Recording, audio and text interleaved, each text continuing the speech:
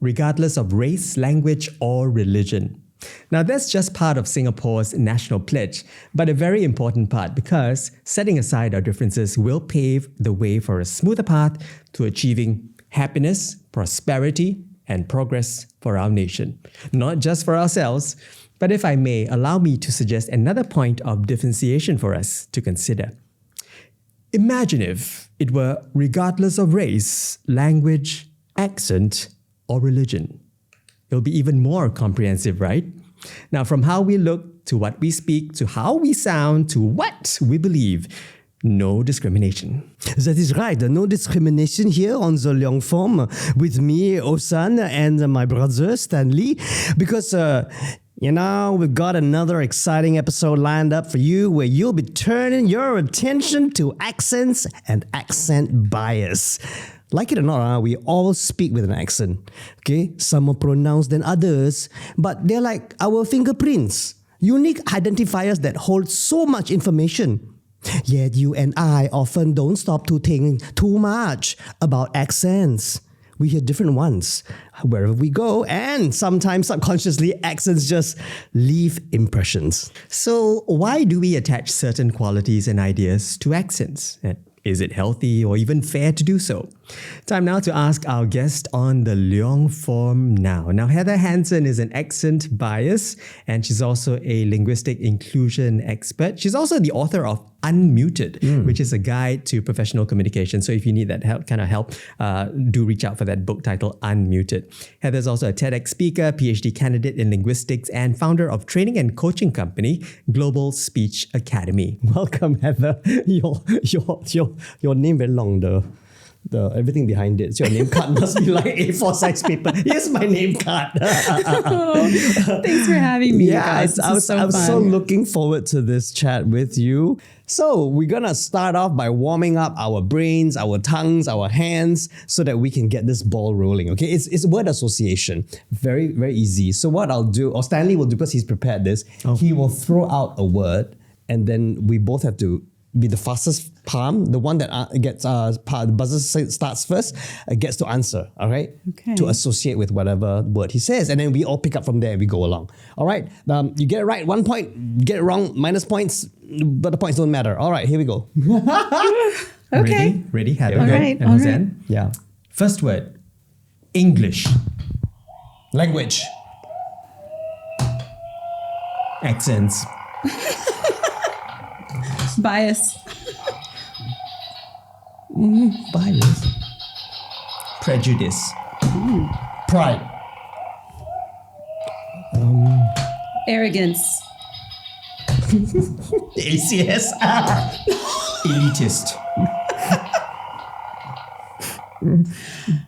What's this? Privilege. Royalty. King. King's English. Can I do 2 words? Okay, all right. We'll stop here. No. King's English. Cheater. You should have done King English. No. We had already done English. Yeah, we did. though. No repetition. Anyway, there we warmed up now. Warmed up. Very warmed up. Ready to go. So I think, Stanley, you take it away. Let's just go into this. What is accent? I was very curious. What is accent bias and all that? Yes, and just before we do that, I just want to just get more insights from Heather as to perhaps how your career started and, even where you came from, because a lot of people, just by hearing you out, or even, my brother perhaps, he thought that you were from the US, but you're not from the US. So accents. I am from the US. Yeah. Wait, where does Denmark come in then? You just confused me, Stanley. We looked at each other going, right? am I not? So you are from the US. I am from the US. I know, but Stanley, how long have you known me? But I thought you were from Denmark, and then you moved to Seattle, and you moved to Singapore. All right, let's hear it from Heather herself. All Ladies right. and gentlemen. All right, here's the story. Clear it up. Born and raised in California. Okay. So, of course, grew up thinking, I don't have an accent. And then moved to Denmark after university to be with my Danish husband, then boyfriend, now husband, happy ending, all well. Stayed there for about 4 years. His job brought us to Singapore. Then I was Right. here for 8, had our babies here. Then we went back to Singapore for 4 or back to Denmark for 4 years, and then came back to Singapore in 2018. Okay. So we've been here about 15 years total. Wow. I've been in Denmark about 8 years total. I was in America about 22 growing years, up, the first really. 22. Yeah. Yeah. Yeah. There you go. Thank you for clearing the air. There you go. So yes, American. But you'd be surprised. A lot of people, even listening to me, don't recognize where the accent's from. So I have taxi drivers who ask, "Oh, you're from Australia?" I'm like, "No." "Oh, you're British?" "No." I've had clients call me and say, "Teach me how to speak like you. I want a British accent." I'm like, "I'm sorry to disappoint you, but Okay. that's not But no, going to I think your happen." accent is very, very American. It's standard American. It would be Yeah. considered a general Yeah, American general accent. American, Although yeah. when I go back to California, people say I talk funny. So who knows what I So speak maybe now. it's kind of like watered down, and the fact that you lived in so many cities as well. Exactly. Yeah. So having more than half my life abroad now, it's basically I've learned how to speak in a way that's best understood, regardless of who I'm speaking to. So I've learned to slow down a bit. I've changed my vocabulary. I articulate in a different way. I use word endings. I try to say going to instead of gonna, and things like that, right? So through my work, through living different places, interacting with people from all different cultures and languages, you just naturally, some were conscious choices, but many were not, just naturally changing the way that I speak. Wow, that's really, really interesting. And what a colorful life you've had going from California to Denmark, Singapore, back and forth. But when was that turning point in your life where you thought, okay, I think accents are going to be something that I'm going to latch on? Or even before accents, before if I may, accents. languages for that Languages. matter. What was it about languages that intrigued you? Well, I think it goes all the way back to growing up. When I was really little, my childhood friends, my 2 best childhood friends, are both first generation Americans. Okay. So one of them, her parents came to America from Fiji. The other one, her parents came from Iraq. So I grew up visiting their houses, eating their foods, celebrating their traditions, learning their cultures. And I think I fell in love with difference from a very early age. I was like the boring Angmo coming in. Like, there was nothing special about me. I was like everybody else, but they were different and it was interesting. And I think that already got me really excited about learning languages, just picking up little things in their house and learning different things. Then I studied German. I had German in high school and university. I got a bachelor's in German. I picked up a second degree doing that. And then studied abroad, worked abroad in Switzerland, Austria, using the German. And then when I went to Denmark, of course, had to pick up Danish. Yeah, so... Including the butter cookies. Oh, yes, of course, the butter cookies. The vanillekrans are the best. The little vanilla wreaths. Yeah, they're the best ones. But so through all of those experiences, I really enjoy learning languages. You learn a lot of culture through language. You learn more about people through language. I think it's really important, even with my husband, that although he speaks English very, very well, of course, but when he's able to express himself in Danish, I can understand him on a different level, right? Absolutely. And so when you speak languages, it does open a bit more of a door into the person, who they really are. Even I tell people in Denmark, if you don't know me in English, you don't really know me, because I'm a different person in Danish. I'm not as confident to speak up in a meeting. I'm not going to throw my hand in the air, and I'm extremely talkative in English and confident in English, right? So it says a lot about the person when you can speak the language. So I've always really loved languages, and I wouldn't say I'm necessarily good at learning languages. I understand how language works, grammar, foundational systems of language. So if you teach me the rules, then okay, I can learn the vocabulary, slot it in. I know how language works, but I'm not good at just hearing a language, picking it up. I'm not good at hearing accents and picking them up. Like, you have such a talent for that, right? That you can put on any accent. I can't do that at all. Okay. I sound ridiculous. But I think there's a commonality, Heather, between you and Hossan. The fact that both of you love languages, and Hossan is totally fluent in French. It's a hobby of mine. I think listening to people speak, listening to accents and inflections, and I love the tonality and musicality of language. Yeah. And I mean, I don't know if I told Stanley this, but I've told some friends that if I had a chance, I'd go back to university and take up maybe linguistics to learn the basis of language. Is it too late for him, Heather? No, it's never too late. I'm back doing my PhD, you know? I mean, yeah, with all the 20-year-olds. Skills future, here I come. But yeah, so then your turning point of moving to Singapore, right? Yeah. Coming to this country, and I know I've got a lot of friends who are expats or who just moved here even on a local contract. It's the culture shock is real in a sense. Language, accents, culture is one thing. Then the Singlish comes across. How did you adapt? And maybe tell us some stories of what happened. Yeah, well, it was interesting. When I first came, my very first job here was teaching a course at a certain Singapore airline. I was teaching the pilots, believe it or not, thankfully not to fly the plane, but how to do better public announcements. Oh, yes, exactly. The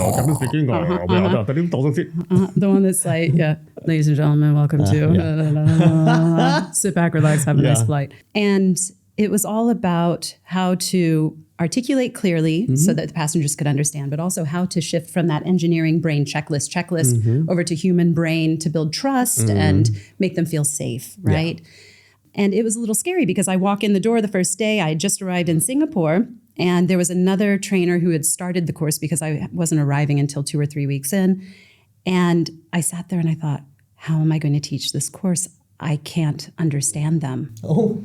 I was like the international passengers. I thought, I'm having difficulty understanding what they're saying. How am I going to interact with them? Right. And that was shocking to me. Okay. Shocking.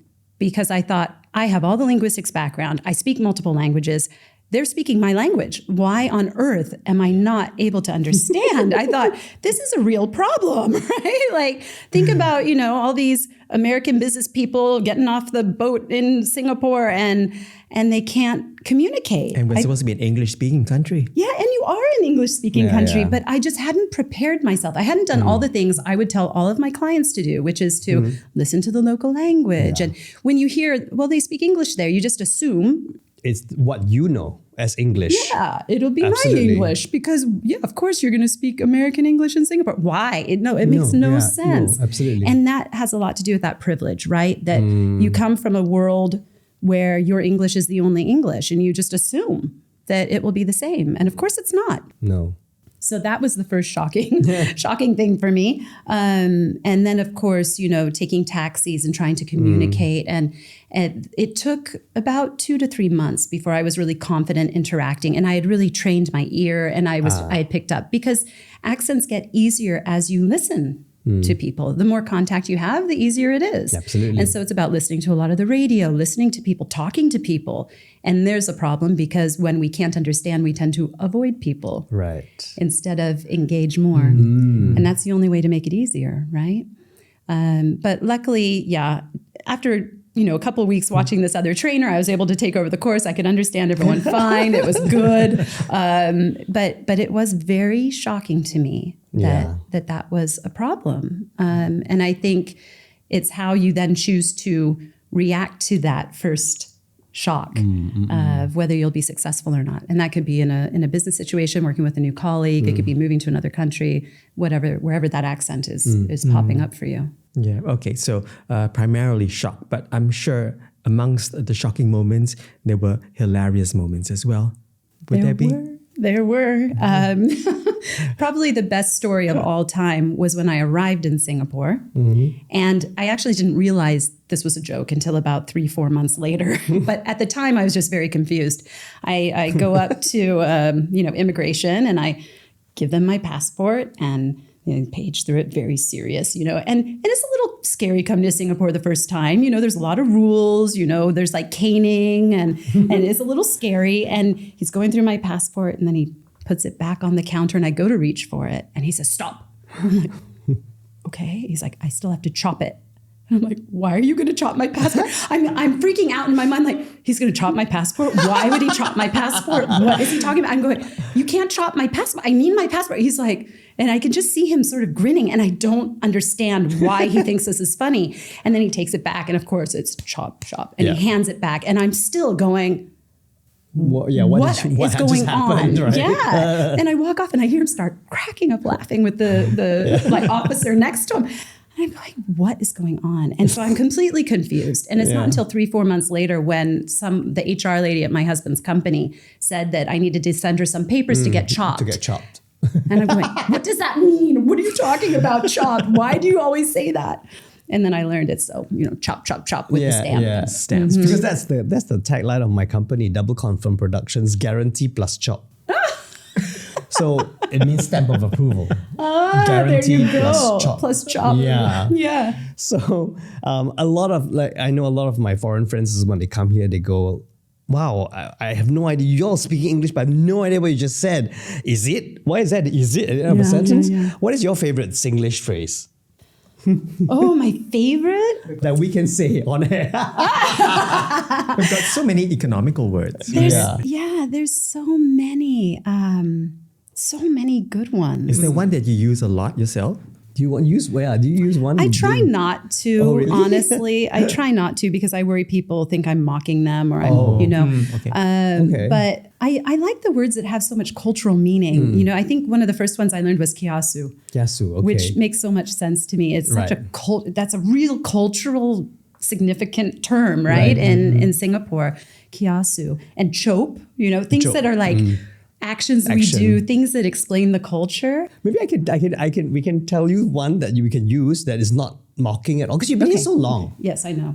I'm on your podcast now. I think they should give me a passport. Exactly. I chop think, her passport. Yeah.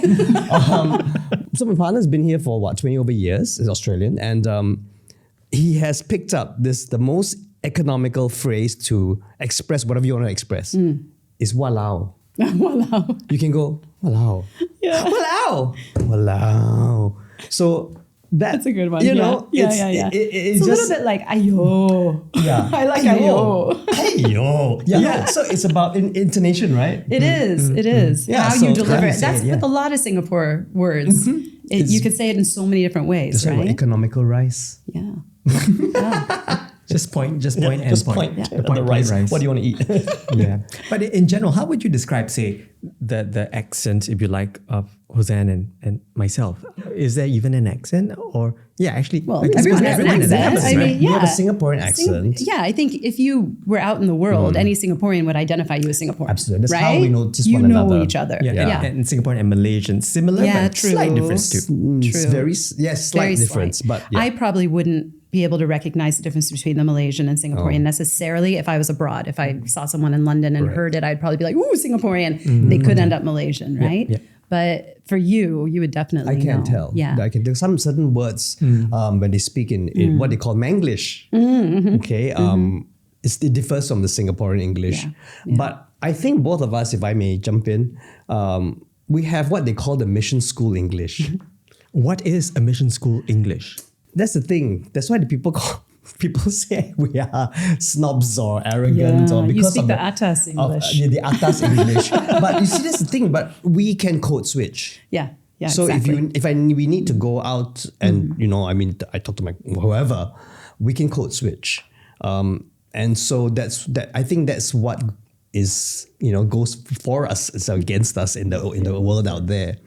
Yeah. I think I would call it like crafted Singapore English, right? Because you've been, that's just my own personal, because you've been taught it very specifically. And then even more so than just the school upbringing, then you've gone into media, and right? home environment and as home well. environment is big as well. Yeah. But then you've also been very specifically trained in your professions, right? I mean, you're actually trained in your, Your good old Rostan will 938 days, test. Media Corp, CNA. I mean, you know newscaster English, right? And you can do that. And then in acting and everything, you've learned to speak in a very specific way. We've been very fortunate as actors in Singapore to be able to learn different accents, to put on different accents for different characters, different roles. Right. But when I was on radio, and this is where I'm going off tangent again, I wasn't on news, because I was on a music station. So we do morning show, the breakfast show, it's always ha ha ha, laugh, laugh, laugh. And back in the day where people weren't so woke, we could do accents. And I wouldn't say get away with it, that's not a good word to say, but we could have fun with them because we were doing characters. then things started to change because some cultures got a bit affronted when you put on an accent, that even though it wasn't meant to poke fun at people. So then we started going, oh, okay, then how? And then on radio we What said, do you mean by then how? then how? Sorry, and that's then English. how? Then how? Then how? Then how? We couldn't even speak Singlish on radio back in the early days. Even though you were from a music entertainment station? Yeah. So now it's sort of changed a little bit, but you still couldn't go full on blah, blah, blah, blah. You have to speak in proper grammar with a Singlish accent. It's like, okay. Yeah, and isn't that interesting? It's very interesting because that's not us. No, You and hear- it's not your listener either. No, absolutely. But Right? that's not what happens on Malaysian radio. They speak the way that people on the street speaks. So you identify, you connect. Yeah. And that, I don't know, how does accents work? Yes, of course. Yeah, because the way that we speak really identifies the us versus them, right? I mean, going all the way back in history, back to tribal caveman days, that was the way we could identify if someone was part of our tribe or not. I mean, even if you go to the Bible, the stories of Shibboleth and how they would use that word. And if you were from one group, they said it as Sibboleth with an S, and the other group said it with the SH. And that was how they knew. Were you a traitor or were you part of the group? I mean, if I think about Canadian versus American English, right? What's it all about? And yeah, exactly. That's my test. That's my test word. How do you say? I listen. I wait. I wait for the OUT. Wait until about. And how do they say it? And I know that's not totally fair, but because not everyone says that, of course. We love the Canadians. We do. It's a stereotype, but it's true. Like you'll hear it, and then I'm like, oh, okay, they're Canadian. I'm not ever going to ask them if they're American because they really don't like that. So that's what I do. But I don't know. Is there something like that for Singapore or Singapore, Malaysia? Maybe. What is it you listen for to know the difference? I think in Singapore it's not so distinct in terms of you can't say, oh, I've got a Pongal accent. I mean, probably not within Singapore. But I have It's too made small. fun of, I don't know if made fun, made reference to the Bukit Timah accent. Oh, What do you mean by Bukit Timah The accent? Bukit Timah accent, because where do the Bukit Timah people go to school? On Bukit Timah Road most of the time. The school you went to? You as well. Don't yeah, I was going to say. Don't say me. No, but I jest. But you know what I'm saying. But when I listen to Malaysians speak English, for example, because a lot of my friends are stand-up comedians as well, and I listen to the cadence and the intonations and they do have a different. Their OOD sounds are different from us. Like blood. They don't say blood. They say blood. You know? Yeah. Okay. Yeah, brother. Like brother. So that's another thing I wanted to ask, because I live in Malaysia as well. So now when I go into a Grab, for example, and it's a Malay person, to be able to and to be able to be understood, I speak with a slight Malay lilt. The accent, you know, like hey brother, I'm going to the market. Could you maybe turn right here? Things like that. So then my partner goes, hey, don't patronize them. I say, I'm not patronizing them. Yeah. But then if he is a white person speaking like that, would that come across patronizing? Yeah, there's such a fine line, right? There's such a fine line between how do you speak in a way that's best understood, and then when does it come off as patronizing? So for example, I learned right away in Singapore, if my aircon guy came to service my aircon and I say, oh, I think it's clogged and it's having all these problems, it's doing that. No, I learned right away. I just say, uncle, it's choked. Oh. It's choked. Okay. I learned that from him. So he's like, oh, choked on. And I'm like, what do you mean choked? Yeah, choked. And then I had to put together, like, what could that mean? Okay, choked, clogged. Yeah, okay, I think we're talking about the same thing. And so I do that quite a bit, where I'll change maybe my vocabulary to suit, but I typically try not to change my accent so much. And the reason for that is there's a very clear hierarchy of accents. Let's talk about that one. Yeah, what does that mean? Well, you've already pointed to it, actually, because you've talked about, the Bukit Timah accent. And we look at that as like the atas accent, and that's the high class, and it means something. If you speak that way, it's elite. Right. We hear from the government, speak good English. What does that mean? What does that mean? Is it more British? Of course it is. It's the only language you were allowed to speak on the radio. You weren't allowed to speak with your Singlish and your Singapore words, right? So we have this hierarchy of what is socially acceptable, what is considered to be proper. And then it kind of goes down, down, down, down, down. And a lot of that is intersectional, meaning it has to do with race in a lot of cases, it has to do with social class in a lot of cases, and also changes depending on where you are in the world. When we talk about accents in the UK, they are very, very much linked to social class. And the conversations around accent bias in the UK right now are all talking about social mobility. Whereas in America, when we talk about accents, they're typically ethnically related. So we can hear what linguist John McWhorter calls a black scent. We can hear Black English. We can tell the race of the person when we hear them speak. I can also pick up whether someone is Latino, Latina, and we can hear it. Whereas here in Singapore, I'm not sure if it's maybe more related to class, if it's related to race, is it related? And you can hear some race. Of those things. It's race. Yeah, even though you started with your wonderful pledge, and we hear the message all the time that we're one Singapore, there are definitely these small differences and hierarchies and distinctions. And a lot of that does come through in language. So how can accents work for people, and how can they work work against ourselves for whatever accents we own and have? Well, if you're lucky to be born into a prestige accent, which I was globally, right? I mean, British and American English, even in Singapore, because we still have a very strong colonial mindset. We still have the Speak Good English movement that places British English on the pedestal. So for me, walking into Singapore, I was able to start a company in communication skills, age 27, and CEOs wanted me to teach them. And I'm looking at them going, I've never had a corporate job. I know a lot about what I'm doing. Obviously, I had to be good at what I was doing, or I couldn't have lasted this long. And so they were right to have me help them. But it was the concept of a local Singaporean, I don't think ever could have done that. They wouldn't have been given the same respect. But because I was foreign educated, I was obviously foreign, I had an American accent, that was seen as more eloquent, as more professional, as something to be admired, as something somebody wanted. So for me, I'm very aware of this fact that my business here has been extremely built on privilege. I'm very clear about that. And even today, looking at the other side of when it works against you, the majority of my clients, I get the phone call from HR and say, well, we really want to promote this person to the C-suite, but we just don't think he's global enough. Oh, meaning what? Because it's definitely meaning not. What? Yeah, That's what it's definitely color, what right? exactly do you mean by that? And it's very strange, right? And they'll say, well, he needs, and I'm saying he because it's typically a he. He needs to represent the company on global stages. He needs to speak to the media. He needs to be, interacting with our international clients. And, he just doesn't really sound global. Okay.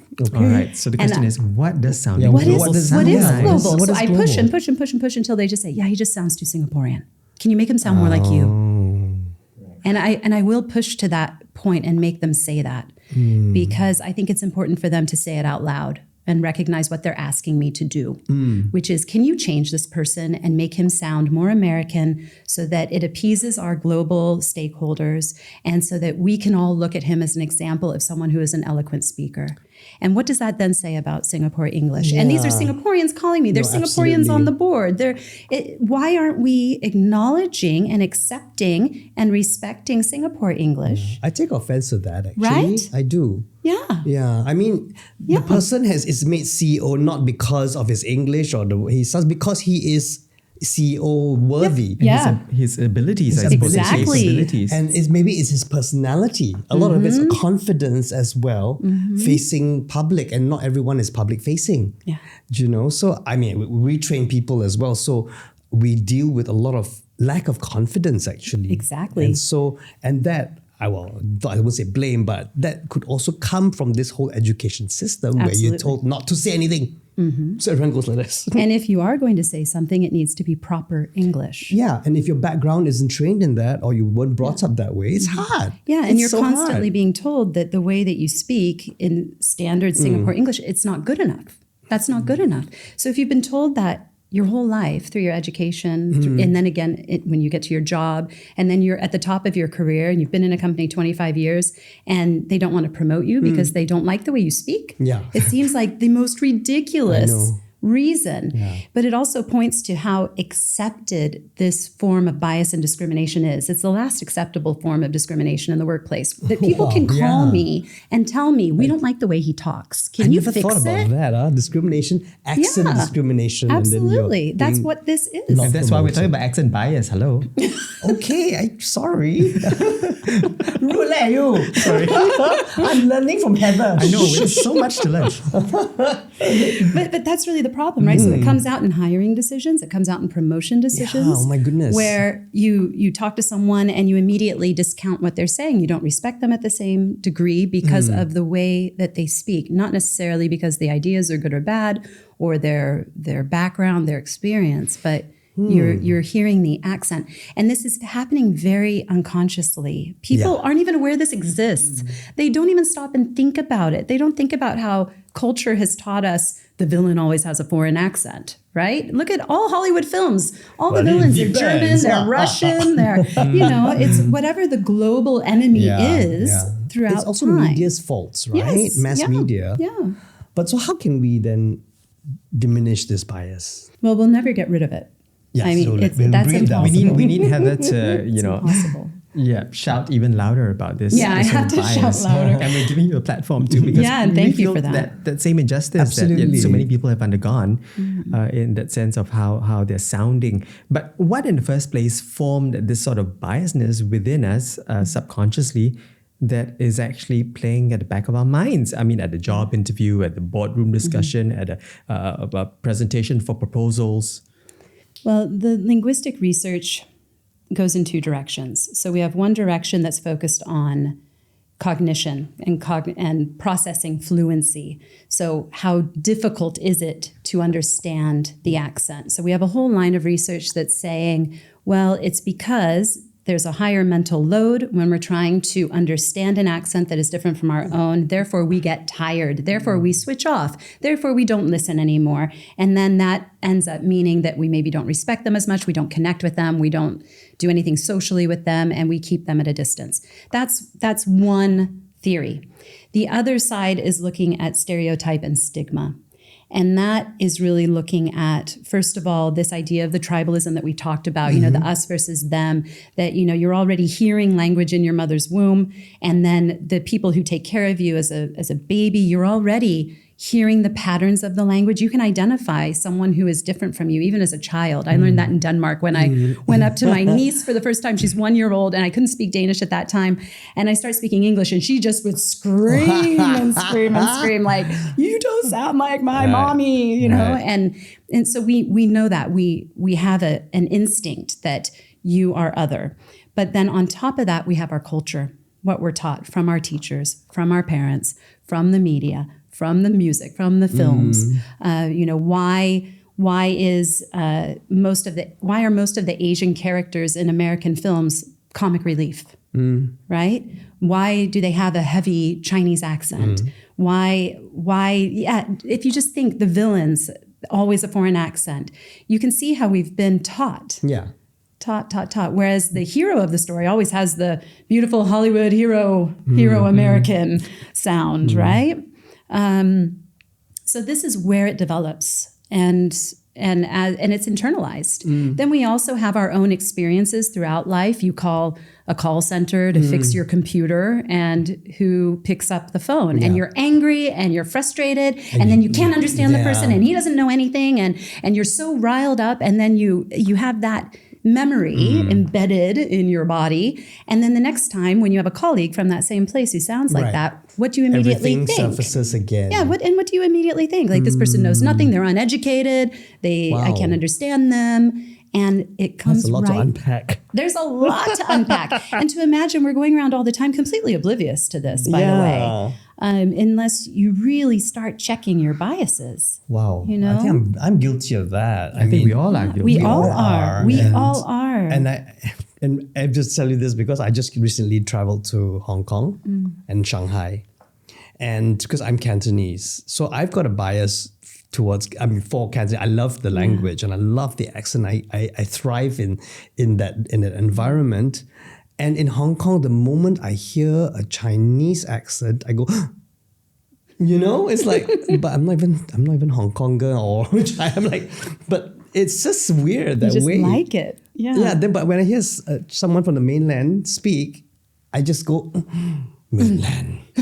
You know, and I'm like, why am I even saying that? I don't even live here. I'm not even Hong Kong for, you know what I mean? Yeah. But I suddenly, the Hong Kong people, I mean, I'm generalizing, but that's what they do too. They go like, oh, you're not from here, you're from the mainland, you know? That Yeah, they do it when they come here as well, right? Yeah, but they there's just know. so many nodes and points, I suppose, because accent relates to language, relates to culture, nationality, relates to behavior, which right? then we You kind of hear everything in a voice. They're all connected. Yes. If you hear someone's voice, your brain starts categorizing. That's what we do to make sense of the world. There's nothing wrong with that.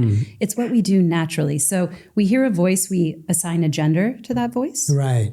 We can often hear sexuality in a voice. We hear age. We hear race.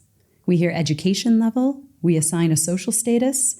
We hear all of that just listening to the voice. Anyone who is just listening to me on your Spotify version, if they aren't watching us on YouTube right now, if they're listening to us only, they have a whole image in their mind of what I look like, of how old I am, where I'm from, what my education is, without me even talking about any of those things. They've already decided. And that vocal image, we walk around with that all the time, and people are perceiving us that way. But then it's a matter of how aware are you of the categories that you've created for a person or a voice, and then how aware are you of the decisions you're making based on those categorizations? Because there's nothing wrong with being able to hear that someone is Black, for example. That's natural. Any American in America will 100% be able to recognize a Black speaker over the phone.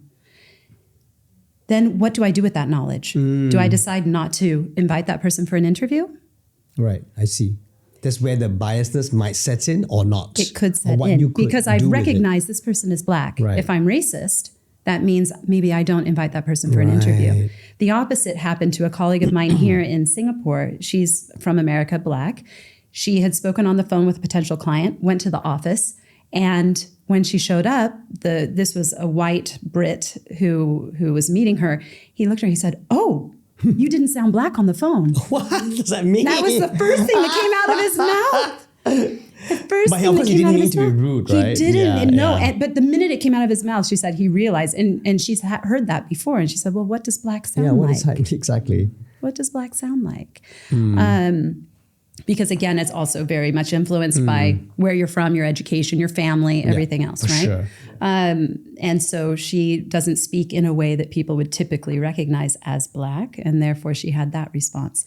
So it's really, how do you then act? And the problem is many people don't realize they're acting on those biases. They don't realize that they've gone through that process of categorizing and defining a person, and then they make choices based on that. Right. So that is the sort of awareness that you like to raise in our audience to catch ourselves before Right. we make decisions based on how someone sounds. Right. But talking about how people sound, let's talk about that TV show that we all grew up in with the 70s and 80s. Oh my goodness. Mind Your Language. Talk about stereotyping and categorizing Oh, people. yes. Yeah. Completely. That was a great way to ingrain some biases, right? It was entertaining. I mean, Yeah. just I mean, watching it on okay, Channel 5. back, you must But admit times have back changed. then. Yeah, But back times then have there was nothing changed. else to watch.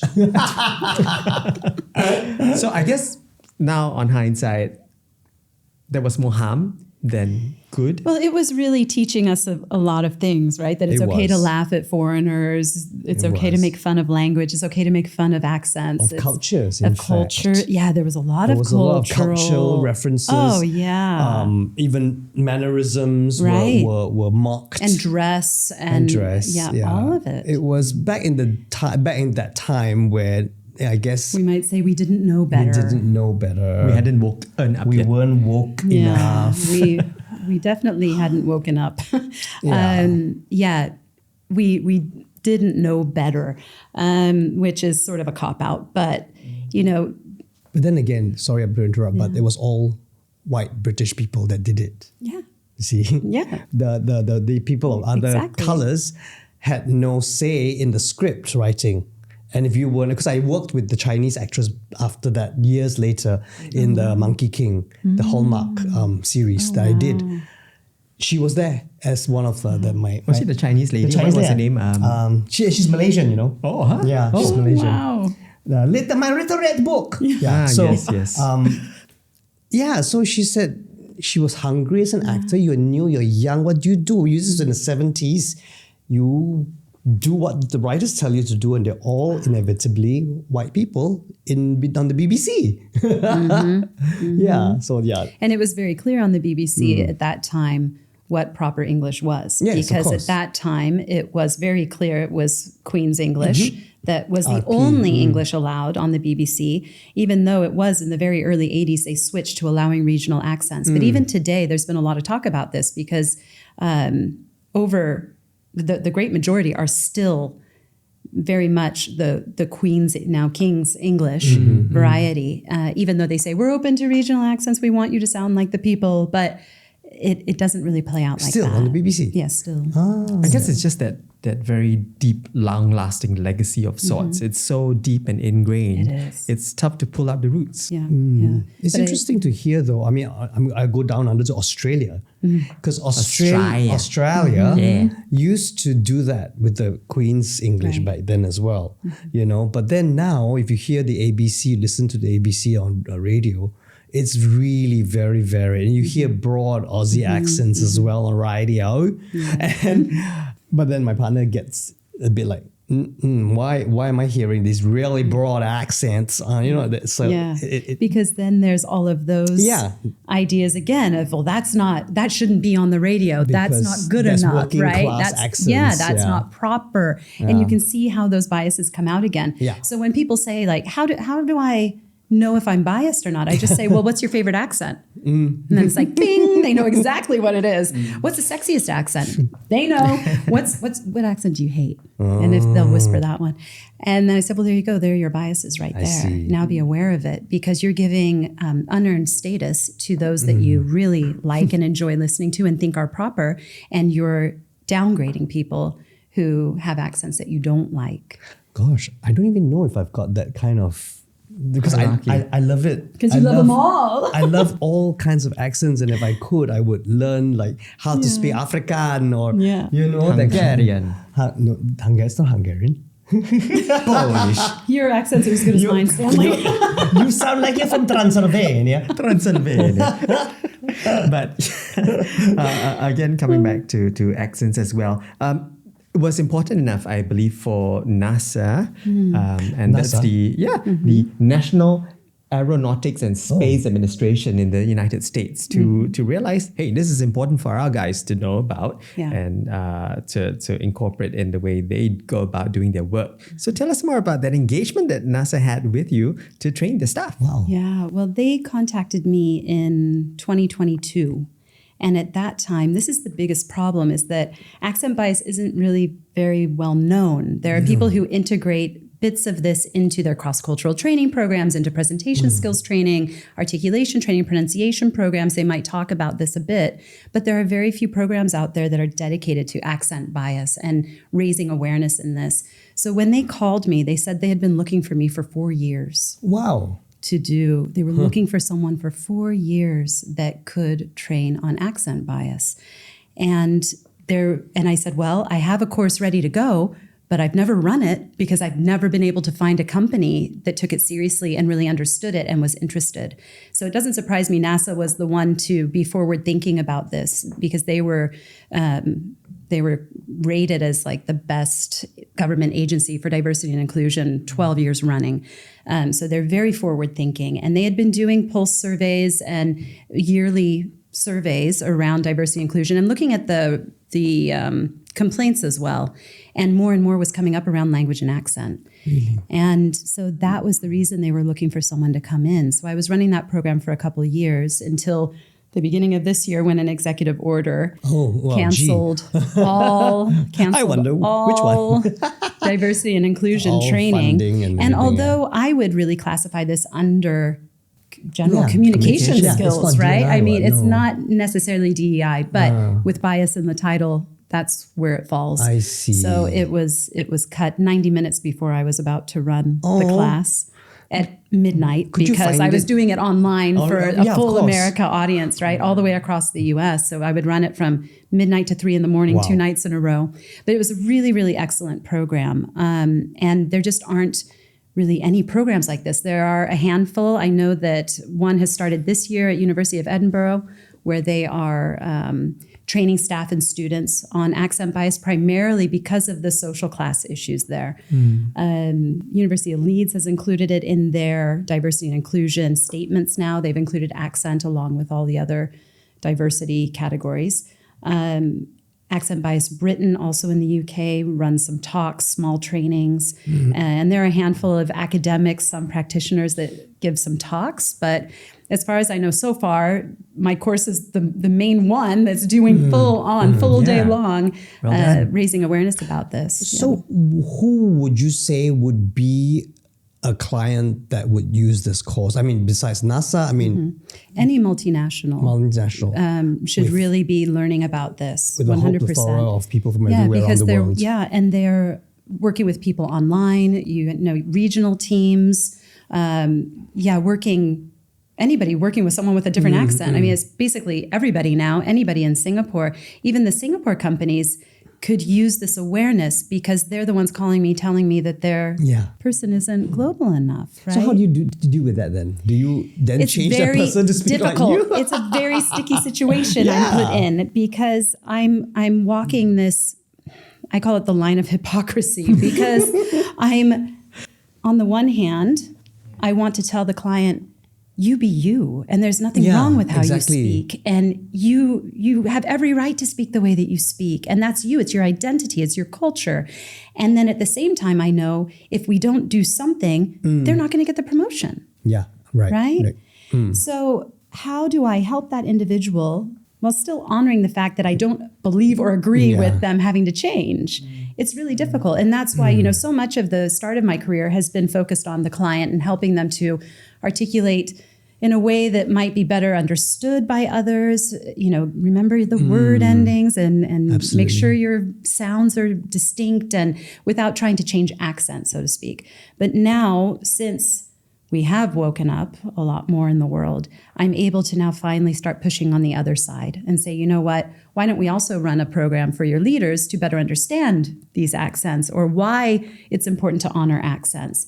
That is a much harder sell, because people don't recognize that there's a challenge. It's hard to walk in and say, you have a problem that you don't know about, and I'm going to fix it. So until people really become aware that this is an issue, it's difficult. UK is definitely leading in that sense. America was starting to understand, but we have a long way to go. We're at the very first baby step of understanding accent bias. I find that as I train people, a lot of them start to, it's just not just because of accent. I think because they are not confident in the language that we are perhaps conducting the class in.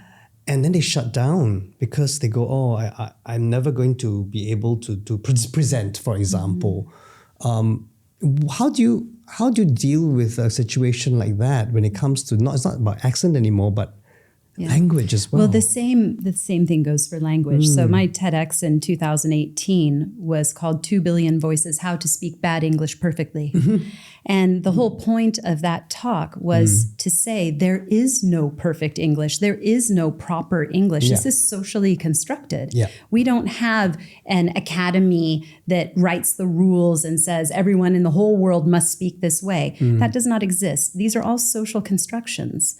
So it's about recognizing that the way that you speak is good, even if other people might consider it bad, or the Speak Good English campaign doesn't consider it correct. You are still speaking. As long as you are speaking and the person you are speaking to understands you, communication has been successful. Absolutely. And it doesn't matter how you have expressed yourself or what words you have used or what accent you have. If you are understood and you can understand, that is success. Yeah. So it's sender to receiver. Exactly. It's been understood. And it's great because if you want to go on the global stage, then that person will have to do it and improve that person's path by themselves, right? If I want to go on the global stage and I can't be understood, then I'll go for a course that will help me. And even in that case, it's more about those intelligibility factors, right? Of maybe choosing the right words that fit that particular audience, or changing just slightly the way you pronounce a T or a D instead of the way you were pronouncing it. It can be such minor things, really small things that can make a large difference.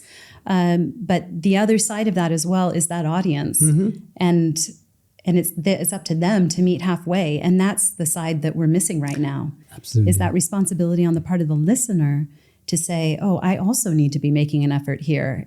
You know, I get so surprised when people say, oh, but it's so hard to understand the accent. Well, how hard do you think it is for them to speak your language? Like, what?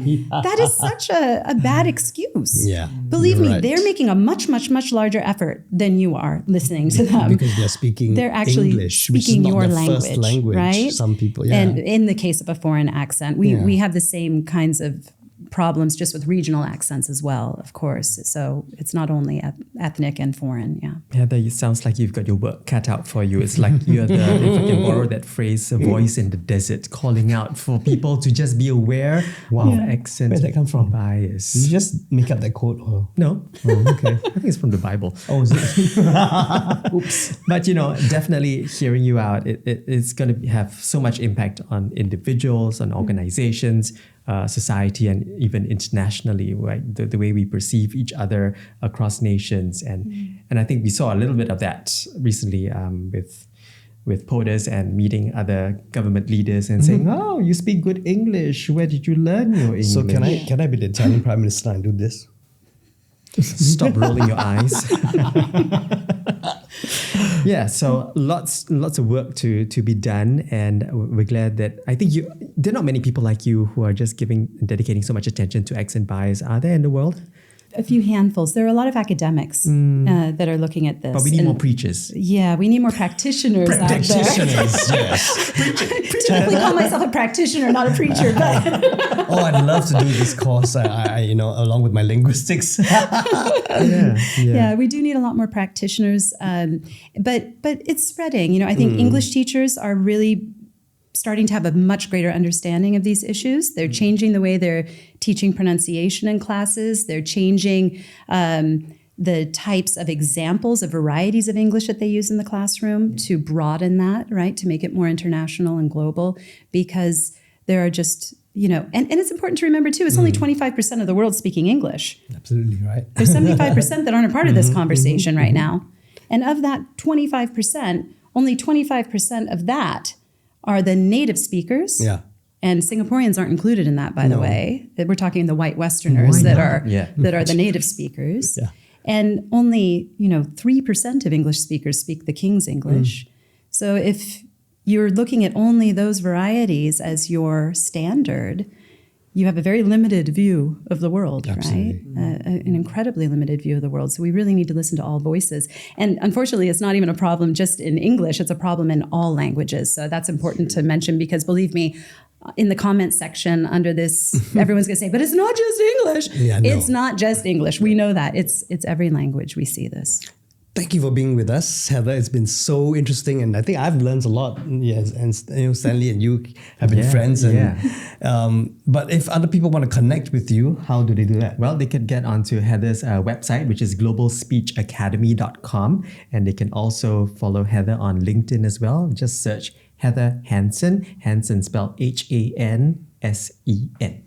Absolutely, not the Hansen. No, not that Different one. Different one. So thank you, Heather, once again Thank for you. joining Thanks us. so much. So there you've got it, another episode of the Leong Farm with Stanley and me. If you want to catch all the episodes, including season 1, you can go on to Apple Podcasts. We're also on Spotify. And also, if you're more a visual learner, do check us out also by searching on YouTube, the Leong Farm. All right, till next episode, we'll see you soon. Bye. Watch your accent. Bye-bye.